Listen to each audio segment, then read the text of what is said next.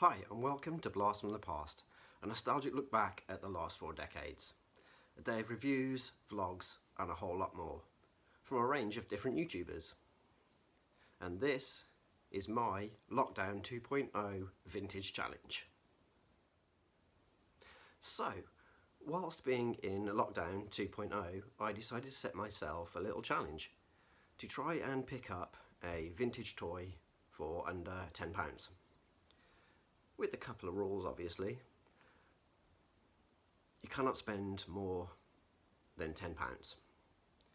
No broken toys, and kind of the guideline of trying to pick up something that I don't have in my collection, a toy that I have not much experience of, and something that I genuinely would want to have in my collection. Otherwise it'd be very easy just to trawl eBay or Facebook Marketplace and just find any toy that's going cheap. Kind of wanted something that means something to me. So, what did I procure? Procure? When do I even use that word? So, what did I find on my virtual toy hunt? I managed to pick up for £8.88, under a tenner, including postage, a sealed Batman the Animated Series Scarecrow from Kenner in 1993. So for most of you, you'll know that I'm a big Batman fan and the animated series is my favourite iteration, especially if you watched my last Figure Force video. But I have no knowledge of this toy line at all. And Scarecrow is one of my favourite villains from the show. He's terrifying, absolutely. He's just, he's not insane. He's just calculating, methodical doctor in a crazy get-up. So let's have a look at the box and delve deeper into what I picked up. The box is pretty dinged up. I guess that's why it was so cheap. You know, there's a full-on crease. There's some bungled up edges either side. It's coming a bit loose from the card. But other than that, it's nostalgic. When you see carded figures from the 80s and the 90s, it makes me feel nostalgic because they just don't really make them like this anymore. You know, we've got some really cool artwork of the Scarecrow and a big window featuring the Scarecrow and a scythe and an actual bird crow, which I think fits on his arm. And taking a look at the back, you get some instructions on its play action, and this is what's exciting. I didn't know this when I bought it, is that it has light piping for his eyes. I don't remember action figures having light piping on the eyes at all in the 80s and a little bit of the 90s. Obviously by 93 I'd stopped buying toys.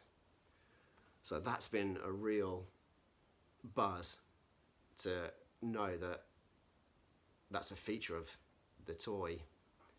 And then always with the car back you get to see what else is in the wave. I've had a quick look at some of the figures. They're very weapon heavy, not my kind of thing, but what I did think was really cool was the Man-Bat. But yeah, there's just giant weapons over them. But I guess that was the kind of the thing in the 90s. You know, these are for kids. They're not for adult collectors as such, apart from when you're being nostalgic. And then you get a whole range of somewhat crazy vehicles that never appeared in the show, apart from the classic, the animated series, Batmobile. Yeah, they're really interesting, and I love seeing what was available on the waves. I don't see Clayface though. I'm presuming Clayface would have got a figure, but as I said, I don't know hardly anything about this toy line. So yeah, let's have a look at him. Since the box is dinged up, I'm gonna go right in.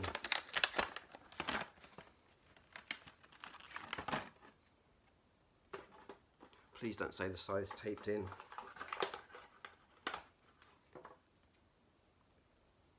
No, it is not.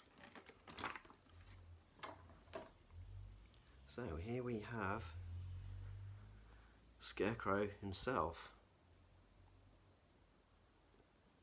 It feels so light. When you've been buying modern figures for the past year or so, you kind of forget how different vintage figures can be, but he's still got beautifully moulded shape to him, the real raggedy costume that the Scarecrow has. And we're looking at what, 4? Is there a waist? No, we have got literally 4 points of articulation: the head, arm, and the legs. Oh, there is an elbow swivel, which is activating the play feature. There we have this side. Oh, that was tape. God damn it. Let's have a quick look at the Scarecrow. The Crow. Yeah, he's really well moulded. No other paint on him or anything, just moulded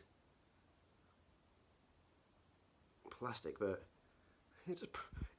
as tiny little birds go, he's really well detailed.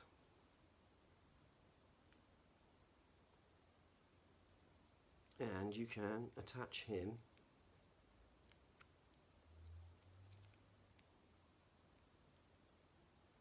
he says onto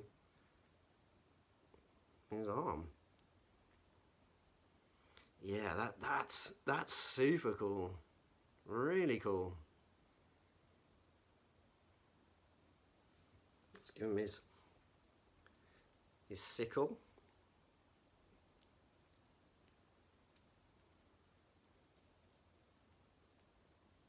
I love it when I don't know what I'm doing with toys. Toys that you have no prior knowledge of. So yeah, there he is with his sickle. Kind of weights him down, but let me position it correctly.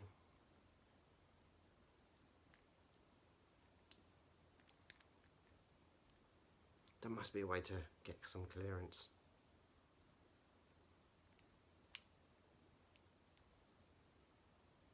Watch a video of Rudy not knowing how to play with toys.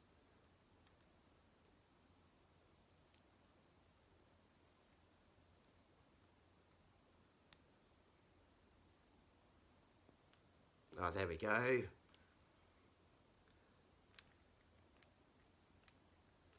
The box actually gives it a name. Thrashing sickle action.